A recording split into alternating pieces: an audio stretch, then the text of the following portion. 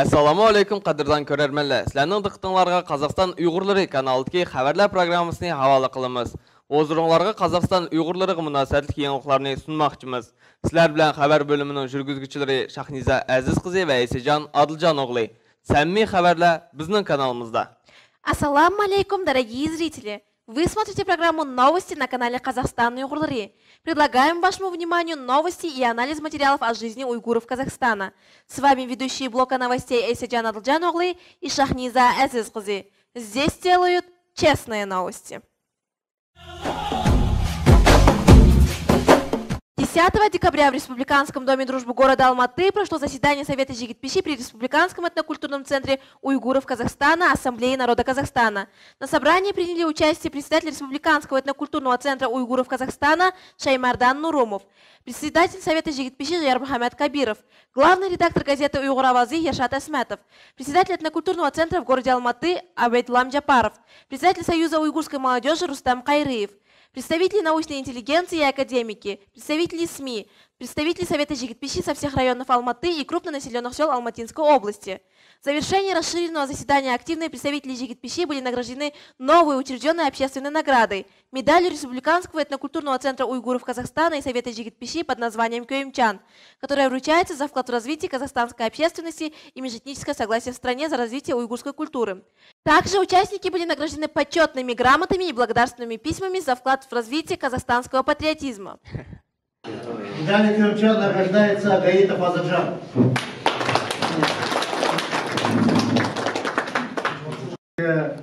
Әрқандақ инициативаға, әрқандақ пікірге көбірек дейді.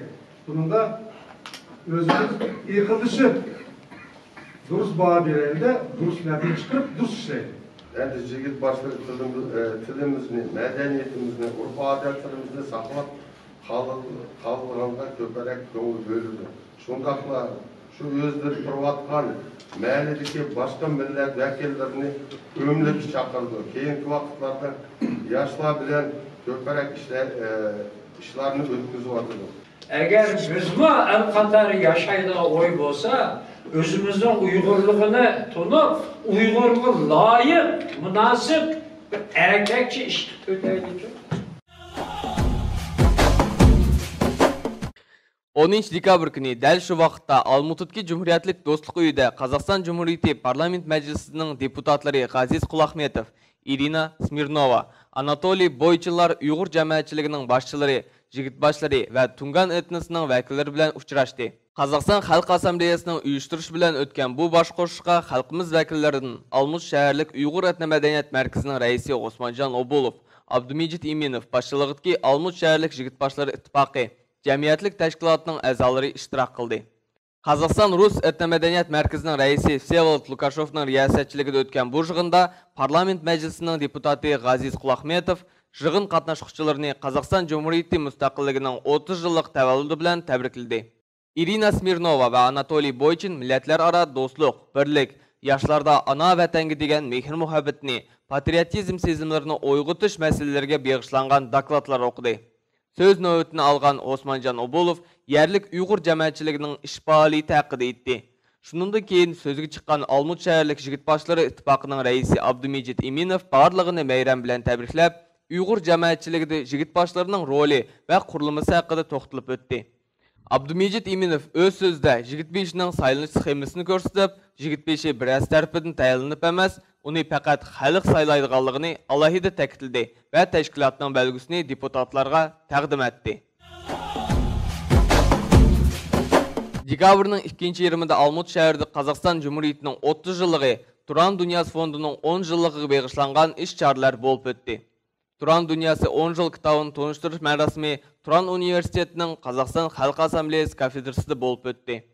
Cumhuriyetlik Uyg'ur etnomadaniyat markazining va Turan Universitetining qo'llab-quvvatlashi ham Uyg'ur olimlari, ziyolilari va jamiyatlik tashkilotlar vakillarining qatnashishi bilan o'tgan mazkur marosimni adliya fanlarining doktori professor akademik Shaymardan Sharif kirishma so'z bilan echib, riyosatchilik qildi. Marosimda so'zga chiqqan Birlashgan Millatlar Tashkiloti Maslahat Kengashining a'zosi, Xalqaro Poligon fondining prezidenti Nurlan Bo'ztoyev, 5-chi qatim saylangan Qirg'iz Jumhuriyati Jo'g'org'i Kengashining deputati Tursuntay Salimov, siyosatshunos Qahramon Xo'jamberdiyev, Медиатүрк Қазақстан телевизиясының хадimi Нұрғали Нүсіпбай və başqalar жығылғаларыны қош мейрам.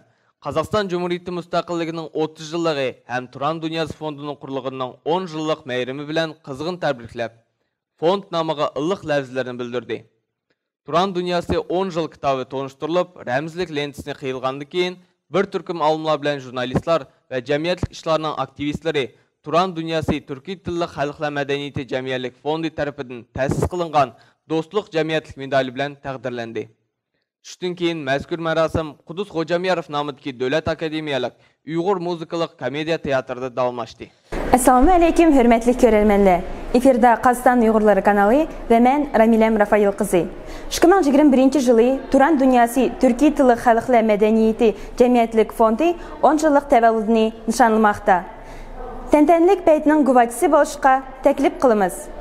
Assalamu alaykum Karin aka, sizni fondның 10 жыллық təvəllüdü белән təbrikləyimiz. Бүгінгі hissiyatlarınız белән bölüşsіңіз. Қазақстан Uyğurları kanalıga көп рәхмәт. Sizlər hiç qaçan işlərini qalmaysızlar. Qayerdə bolsa muş Uyğurlarning bir fəaliyyətlə işlər olub qalsa, sizlər birinci kelib düşürüb onu xalqqa yetkizsizlər. Şu üçün mən birinci muş fürsət foydalanıb sizlərə rəxmət, çox rəxmət aytaman. İkincidən sözsüz bugün fəaliyyətin ötüşü mana 10 yıl mobaynida bizning Türkiye xalqlar bilan ishlayotgan shu bugun ilk natijasi bo'lyapti. Bugun o'zingizlar ko'rdinglar, Ozarbayjon, Turkiya, Turkmeniston, O'zbekiston, Qirg'izistonning elchixonaning vakillari keldi. Shundaqla OONning vakillari, OBSEning vakillari keldi. Har xil madaniyat markazlarining vakillari keldi. Shu Həmsini yemini göstərləydi bizning Qazaxstanның tərəqqiyatı, həm xalqara səhnədə Qazaxstanның görünüşü, həm bizning prezidentimiz şu türkçülük ideyaya çox özünün əsini qoşğunu. Şu üçün şu 30 yıl bilən, məyrim bilən bizning teli tamaşaçılarını mən təbrikləyəm. Bugün mana zalga adamlar patmay ketdi. Şu jurt cemaatlarga, həmisi bizning Uyğur jigit başlarına, xanım qızlarga köp rəhmət etaman. Şundaqla bizning Uyğur teatr, Cumhuriyetlik Uyğur Mədəniyyət Mərkəzi, Qazaxstan Uyğur Yaşlarının ittifaqıga, şundaqla şu bizning alim ziyalılarga köp rəhmət etaman. İş qılıb şundaq yaxşılıqlar köp bolsun. Söhbətinizə rəhmət. 21 декабря в Республиканском доме дружбы города Алматы прошло расширенное заседание Республиканского этнокультурного центра уйгуров Казахстана Ассамблеи народа Казахстана, посвященное итогам работы культурного центра в год 30-летия независимости Республики Казахстан, в котором приняли участие председатели и члены Совета филиалов центра, также приглашенные. На повестке дня стояло несколько вопросов. Первым из них было подведение итогов, проделанной центром и его структурами работы. Вторым вопросом на повестке дня стала ротация кадров. Таким образом прошли назначения на филиалы в Уйгурском районе, который возглавил Рузахун Насыров, и в Панфиловском районе, которым теперь руководит Азат Гаитов. Также прошли назначения на республиканском уровне. Председатель Совета Жигит-Пиши Ярмамет Кабиров стал председателем Совета Аксакалов при Республиканском этнокультурном центре уйгуров Казахстана. На место председателя Совета Жигит-Пиши единогласно был назначен заместитель председателя Республиканского этнокультурного центра уйгуров Казахстана Долкунтай Абдулхалил. Третьим вопросом на повестке дня стала торжественная презентация 7 книг, среди которых книга автора Шаймардана Усаиновича «Журек Сыры», книга «Республиканский этнокультурный центр уйгуров Казахстана 2012-2019», которая рассказывает о структурах и работе Республиканского этнокультурного центра уйгуров Казахстана в данный период, книга автора Малика Махамдинова «Мукаддас Туйгу», книга автора Зура Маутовой «Раңдар», книга автора Паридем Тииповой «Бөрлер Йолы», сборник стихов автора Вильяма Молотова «Бәхет Байрығы», сборник стихов автора Гульнас Сайдулаевой «Аял Кусе». Закончилось заседание торжественным вручением общественных наград Республиканского этнокультурного центра уйгуров Казахстана, медали Сахавет, Кюемчан, Сахавет Спорт, лауреатов премии Илья Бахтия, а также благодарственных писем. Медаль Сахавет награждается Ильясов Шахангир. Во второй половине декабря в сети появилось очередное открытое обращение, подписанное пресс-службой инициаторов Всеказахстанского съезда, о котором было сказано в нашем прошлом выпуске. Критическое обращение в адрес статей, опубликованных в республиканской общественно-политической газете «Уйгур Авазы», авторами которых являются известный уйгурский поэт Абдугопур Кутлуков и профессор Масымджан Вилямов, вызвал серьезный общественный резонанс. В содержании письма говорится о том, что поэт Абдугопур Кутлуков после получения спонсорской помощи представителей Республиканского этнокультурного центра уйгуров Казахстана в издании книги «Ойган Зымын Абдурихима Откура на кириллице» резко стал сторонником Республиканского этнокультурного центра. Далее следует разбор статьи Масымджана Вилямова. Авторы письма критикуют работу штаба по сотрудничеству с уйгурскими школами и ставят вопрос о качестве образования в школах с уйгурским языком обучения. Спустя некоторое время в сети появляется ответ, подписанный журналистом Йолдашем Молотовым. В своем письме он отметил заслуги Абдугопура Кутлукова и Масымджана Вилямова перед уйгурской общиной и в целом казахстанским народом. Также дал подробное разъяснение о работе штаба по сотрудничеству с уйгурскими школами, подчеркнув, что национальные школы не уступают в качестве знаний. Также был отмечен интересный факт о том, что никто из детей-инициаторов Курултая, помимо Шавкета Назарова, не получил образование на родном языке. При этом никакие имена и фамилии не были озвучены. Осталось много открытых вопросов. Редакция «Казахстан Уйгурлари» продолжит следить за развитием событий. Қазақстанның 30 жылдық тәуелсіздік арпызда Алмут шәһәрлік жігітбашлар итtifaqы, шәһәрлік мәдәниет мәркәзе ва Қазақстан Халқы Ассамблеясының қолдап-қуатлашы белән регионаллык мәшрәп Алмут шәһәрендә булып үтте. Шу мөнәсәбәт белән мәшрәп биге жігітбашлар итtifaqының рәисе Алатау жутының жігітбеше тәбрик сөзі чыгып, жыгылган җәмәгатьчелеккә али ихтирамларын изһар кылды. Халкым, мен регионаллы мәшрәпнең биге Долкун Разиев, һәммәңләрне Қазақстанның 30 жылдыгын tavsiyeden tebrikleymen. Hamılar tan salametlik. Alevi bəxit. Aman bulunlar. Maştaq yaşlarda, mezheplerde, toylarda görüşke ben çakırım. 24 декабря в Республиканском доме дружбы прошло расширенное собрание Союза уйгурской молодежи Казахстана по итогам работы в год 30-летия независимости Республики Казахстан, который ведет свою активную деятельность в направлении развития молодежи при Республиканском этнокультурном центре уйгуров Казахстана, Ассамблеи народа Казахстана. В мероприятии приняли участие председатель Республиканского этнокультурного центра уйгуров Казахстана Шаймардан Усаинович Нурумов и председатель Союза уйгурской молодежи Рустам Кайрыев, которые провели встречу с представителями молодежи, в числе которых общественные деятели, депутаты районных маслихатов, чемпионы мира и Казахстана по разным видам спорта, преподаватели вузов, профессиональные хореографы, руководители волонтерских организаций и сообществ, режиссеры, сотрудники государственных служб, представители Союза уйгурской молодежи и казахстанских молодежных жигитпиши с Алматы и Алматинской области.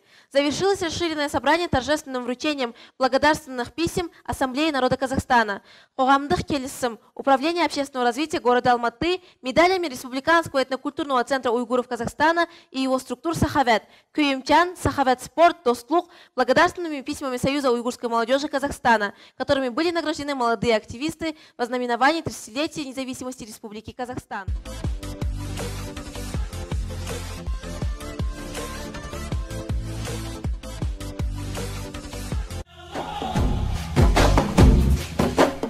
В городе Нур-Султан прошел республиканский форум «Караван милосердия» Ассамблеи народа Казахстана, в рамках которого указом главы государства председатель Союза уйгурской молодежи Казахстана, член Ассамблеи народа Казахстана Кайрыев Рустам Абдусаламович награжден государственной наградой орденом Курмет, который был вручен заместителем председателя Ассамблеи народа Казахстана, заведующим секретариатом Ассамблеи народа Казахстана администрации президента Республики Казахстан Азильхановым Маратом Алмасовичем. Уйгур жастары одағы қоғамдық бірлестігінің төрағасы марапатталды.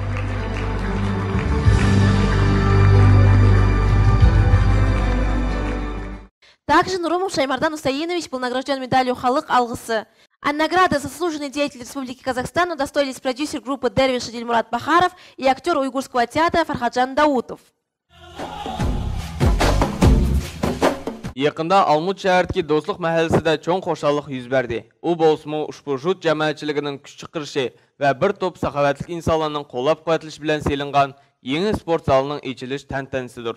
Assalamu aleykum, hörmətli görərmənlər. Efirdə Qazaxstan Uyğurları kanalı. Mən Şahnaz Ayıpcan qızı. Bugün biz Dostluq jututki xoşallıq bəytkə qoğaçı. Məzkur qutluq makanda Hamilanın yardım qılışı bilən məşq qılış meydanı qəd götərdi. Qini mərhəmət. Sport залының рәмізлік лентісіне Әвезов нахиясының хакімі Сайран Сайфеденов білән Cumhuriyetlik Uyghur Etnomәдәният мәркізінің рәйсі Шаймардан Нұрымов қиды.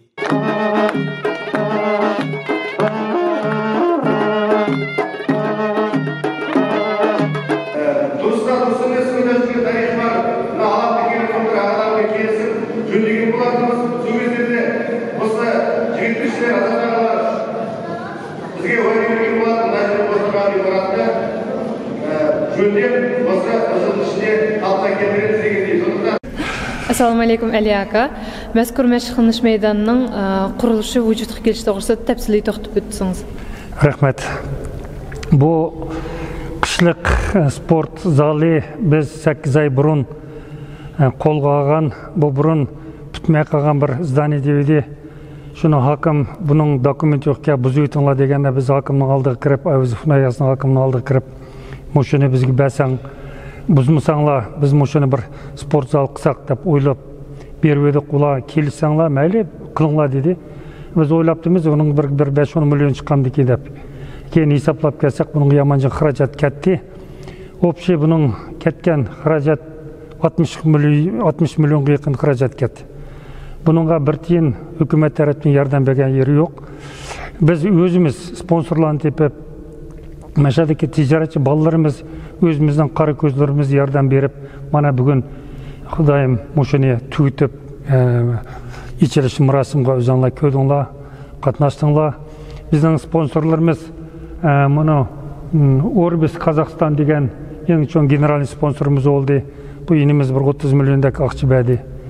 Yana ikinci sponsorumuz Almatı Agro Group Kibirov Ravil degan inimiz muşu aksi dadisleri bilen meşege yüzlerden bir 15 milyondaki akçı çıkarıp ulam köp yardım kıldı. Yani bakın yardım kıldı köp.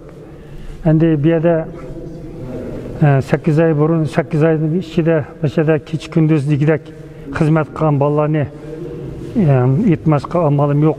O bolsa İmramzeyev, Abdüşkür degen inimiz, Musayev Dilmurat, Kibirov Nigmet,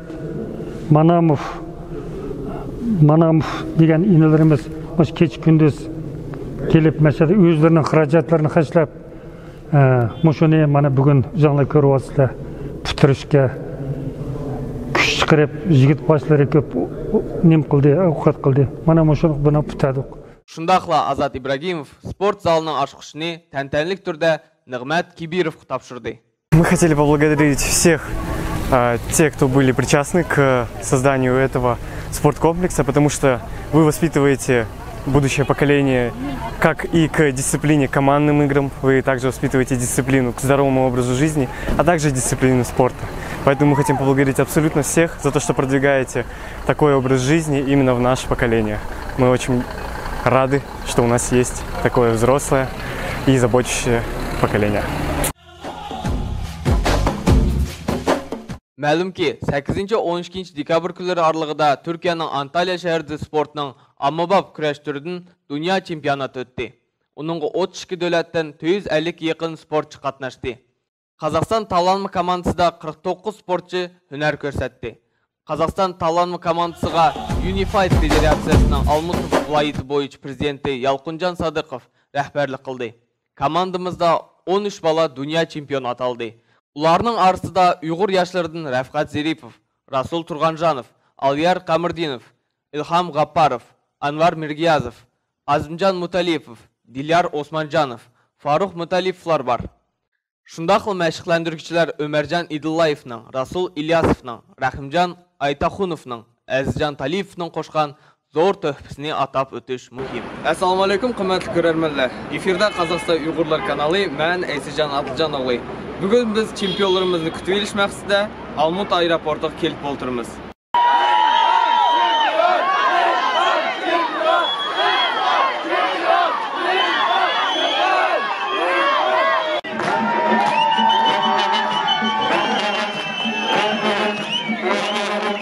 Assalomu alaykum Yalqinjon aka, Antaliyada o'tgan mushu musobaqa haqida qisqacha to'xtalib o'tsangiz. Mushu 8 dekabrdan 13 dekabrda Antalya şəhərdə Türkiye memleketinde әлем чемпионаты өтті. 32 мемлекет қатнашты. 400-500 балдек спортшылар болды. Біздің Қазақстан мемлекетіден 47 адам қатнашты. Шының ішеден біздің 13 балымыз әлем чемпион атығын алды. Біздің Қазақстан мемлекетінің 13 қетім байрағын көтеріп, 13 қетім гимн ойнатты. Әнді менің етай дегенім, біздің балла өзінің батырлығын көкетті. Біздің Қазақстан мемлекетінің атығын шығады. Біздің әнді менің етай дегенім Алматы облыстан біз 9 балыны ападық. Шының баланы апағанда Алматы облыс управление, спорт управлениясының басшылығыға алғыс етайдайым. Теңізбаев Нұрбақыт Молдахметовшқа бізге ішініп, біздің бала чемпион болды деп жылының ақырыста бізге ақшы тепеп, біздің әбәтті. Яны етіп кетай дегенім біздің башқы бір шәрлердің, облысладың, біздің патриот азаматла ақшы ярдам қылып, башқы балланың әбәтті, шу балланың чемпион болды. Алға Қазақстан! Аялар арасында күрәш спорт түрі бойынша өткен мұсабықта 55 кг салмақ дәрежесінде Айнур Ашимова біріншілікні егіліп, Қазақстан чемпион аталды. Әмгек сөйгішлік, мәқсәткі болған вападарлық қатарлық құсиятлеріні бойығы мүджәсәмлеген ұйғыр қызының еткен ұқтығыда, оның мәшіқләндіргішісі Абдуғини Исмаиловның сындырген әмгегі көп. Фұрсатын пайдаланып, яш спортшыны тәбрикләп, ұтық сізге яр болсын демекчіміз. В результате Айнур Ашимова становится обладательницей золотой медали в этой весовой категории. 55 килограммов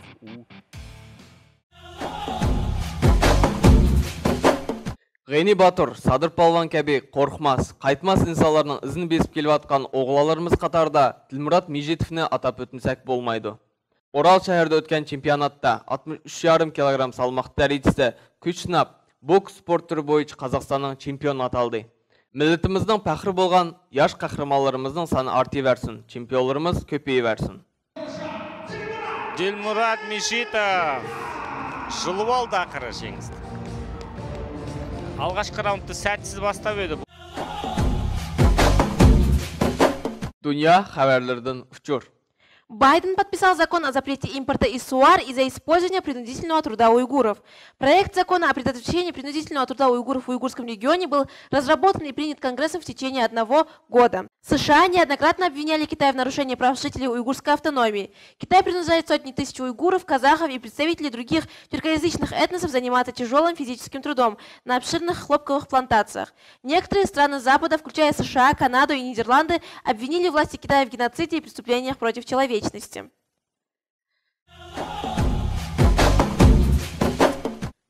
16 декабря премьер-министр Японии Фумио Кисида в своем выступлении в парламенте заявил, что не планирует участвовать в зимних Олимпийских играх в Пекине. Премьер-министр Японии Фумио Кисида не планирует посещать Пекин во время предстоящих в следующем году зимних Олимпийских игр. Об этом он заявил в четверг во время дебатов в бюджетной комиссии Верхней палаты парламента. «Сам я участвовать в Олимпиаде не планирую», — сказал он. При этом глава правительства добавил, что Япония примет окончательное решение по поводу участия официальных лиц в церемонии открытия игр и других мероприятий в надлежащее время, с учетом своих национальных интересов. Согласно японской газете Nikkei Asian, высказывание премьер-министра можно рассматривать как более мягкий способ дипломатического бойкота Олимпийских игр. Как известно, дипломатический бойкот зимним Олимпийским играм 2022 года объявили такие страны, как Соединенные Штаты Америки, Канада, Австралия, Бельгия и Австрия. Согласно газете Nikkei Asian, высокопоставленные японские правительственные чиновники вряд ли посетят зимние Олимпийские игры в Пекине. Дорогие зрители, хотим поздравить всех с наступающим Новым годом и пожелать всех благ вашему дому. До встречи в Новом году. Hörmətlik qeyrindaşlar, barçanlarını kelib atqan yeni жылыңlar bilan chin dilimizdan tabriklab, barcha yaxshiliklarni tilmoqchimiz. Yeni жылда uchrashguncha sog' salomat bo'laylik. На этом наша программа подходит к завершению. В эфире был канал Казахстан уйгурлары с программой «Новости». Здесь делают честные новости. Bizning programmamiz mushun bilan tamam. Efirda bo'lgan Qozog'iston Uyg'urlari kanali xabarlar programmasi. Samimiy xabarlar bizning kanalimizda.